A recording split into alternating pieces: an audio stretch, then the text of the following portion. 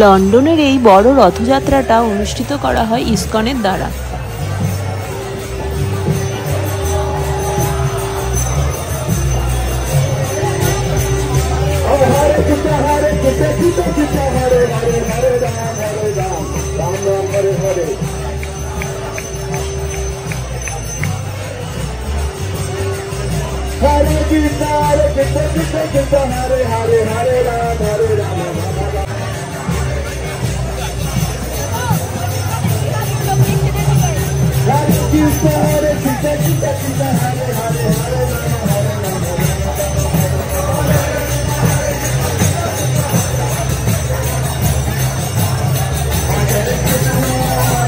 ইউকেতে বিভিন্ন জায়গায় রথযাত্রা অনুষ্ঠিত হয়।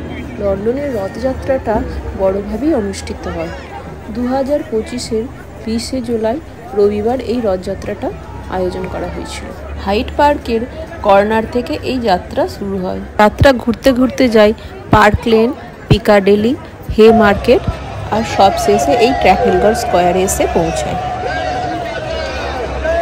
সারা রাস্তা ধরে অনেক জনতা কীর্তন, ভজন আর নাচ করতে করতে এই ট্রাফালগার স্কোয়ারে এসে পৌঁছায়।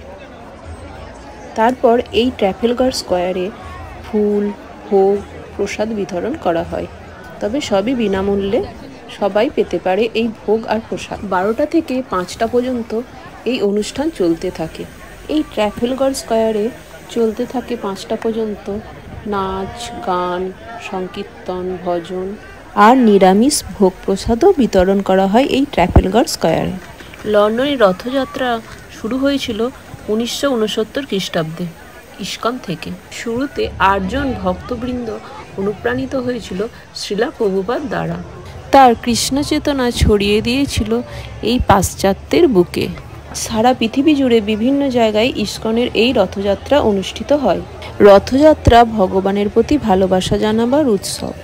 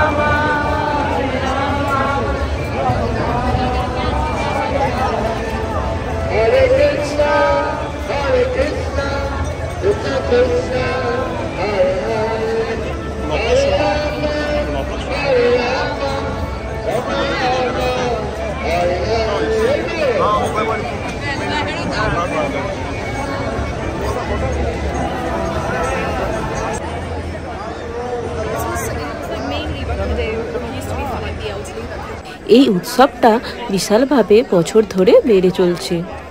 হাজার হাজার ভক্তবৃন্দ, পর্যটক লন্ডনে যারা থাকে তারা এসে এই অনুষ্ঠান উপভোগ করে। ফলে এটা একটা বৃহত্তম উৎসবে রূপান্তরিত হয়েছে এই পাশ্চাত্যের বুকে।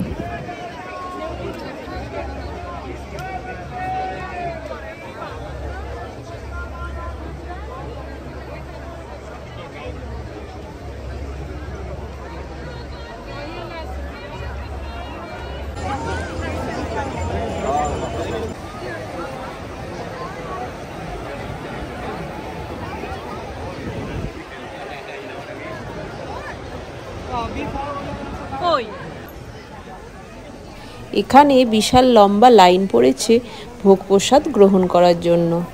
এই রথযাত্রাটা একটা বাৎসরিক অনুষ্ঠানে রূপান্তরিত হয়েছে বছরের পর বছর ধরে। 46 বছর ধরে এই রথযাত্রা অনুষ্ঠিত হচ্ছে। এখানে অনেক স্টলও বসেছে কৃষ্ণ সম্পর্কিত জিনিসপত্র বিক্রয় করার জন্য।